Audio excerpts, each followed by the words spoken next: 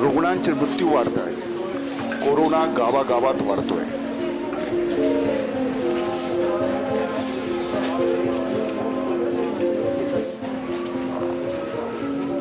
कुठे ऑक्सिजन नाही, कुठे बेड नाही, तर कुठे रेमडेसिवीर औषध नाही.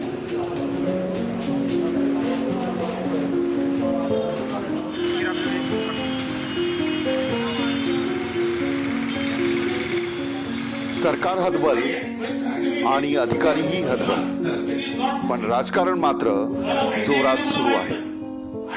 आरोप प्रत्यारोपांची संधी कुणीही सोडत नाही.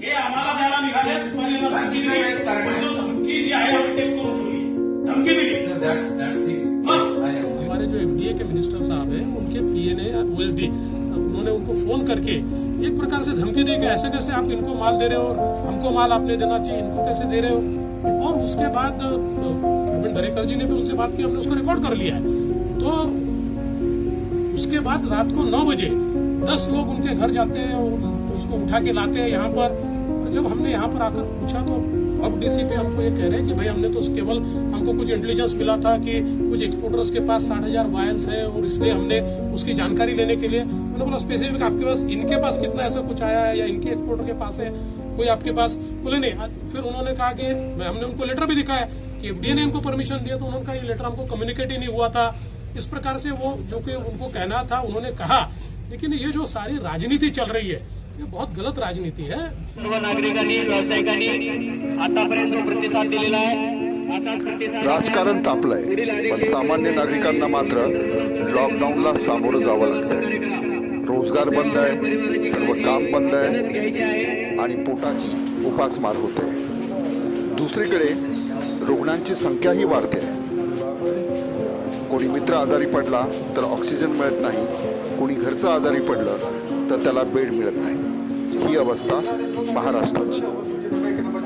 ही झाली महाराष्ट्रातली परिस्थिती. आता इतर राज्यातही पाहू. कुंभमेळा असल्याने हजारो भाविक कुंभमेळ्यासाठी गंगेचं स्नान करायला गेले आणि तिथे शेकडो भाविकांना कोरोनाची लागण झाली. तेव्हा कुठे सरकारला जाग आली. तबगिली जमातच्या नावाने खडे फोडणाऱ्यांना हा एक चांगलाच धडा होता.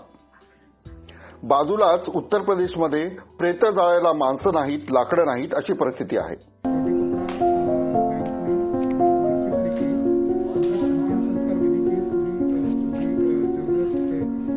प्रत्येक ठिकाणी अवस्था वाईट आहे.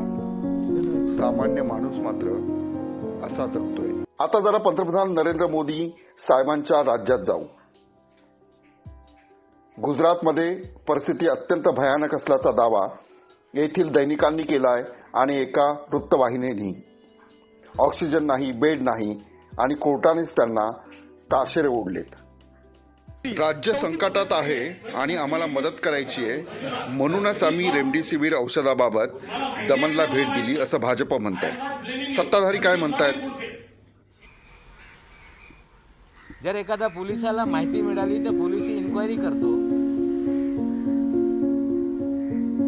मग या डोकनियाला सोडवण्यासाठी या राज्यातले 2 विरोधी पक्ष नेते का गेले? 2 आमदार का गेले?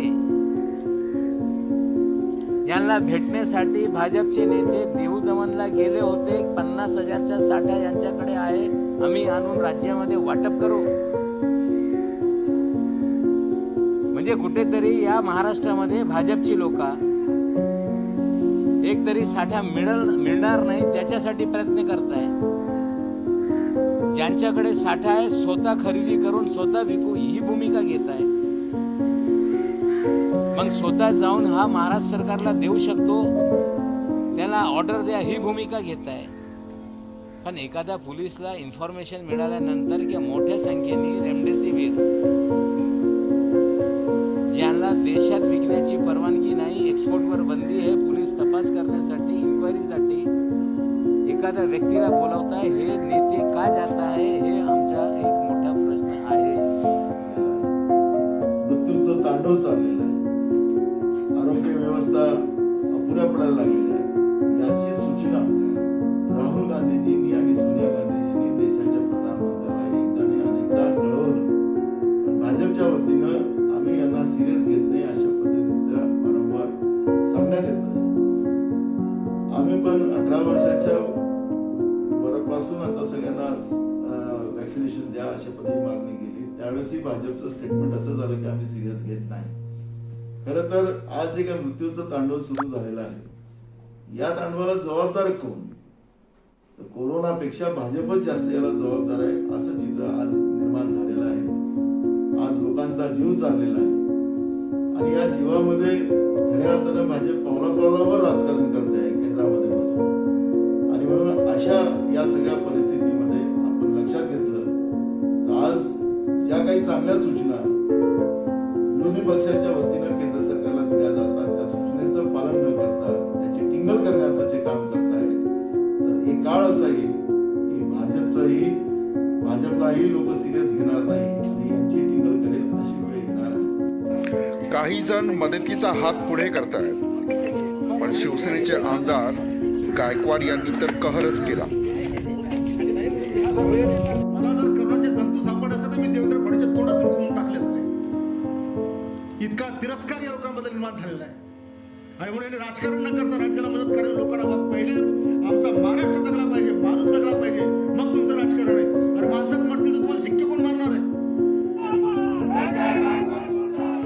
कोरोनाचं संकट वाढतंय असं केंद्र सरकारही सांगतंय आणि राज्य सरकार, पण राजकारण करताना दोघांची तोंडही गप्प नाही. लोक मात्र तोंड दाबून मुख्याचा मार सहन करतात. आमदार निधी वाढवायचा असेल, सर्व पक्षाचे आमदार एकत्र येतात, निधी वाढतो. खासदारांना सुविधा वाढवायच्या असतील किंवा खासदार निधी वाढवायचा असेल, सर्व खासदार एकत्र येतात, खासदार निधी वाढतो. सरकार स्थापन करायचं असेल, वेगवेगळ्या विचारधारेचे पक्ष एकत्र येतात, सकाळी उठतात, शपथ घेतात, सरकार स्थापन होतं. शिवतीर्थावर एकमेकांच्या विरोधात आता उभे ठाकलेले पक्ष एकत्र येतात, हातात हात घालतात, सरकार स्थापन करतात आणि सत्तेच्या सिंहासनावर बसतात. संविधानामध्ये विरोधी पक्ष आणि सत्ताधारी यांना गरीब आणि श्रीमंताची काळजी घेण्यासाठी अधिकार दिलेले आहे. पण हे दोन्ही पक्ष कोरोनाच्या संकटात गरिबाच्या ताटात भाकरी नसताना आणि आरोग्याची सुविधा नसताना एकमेकांच्या विरोधात का लढतायत, हा प्रश्न जसा तुम्हाला पडला आहे तसा मलाही पडला आहे. विलास आठवले, मॅक्स महाराष्ट्र, मुंबई.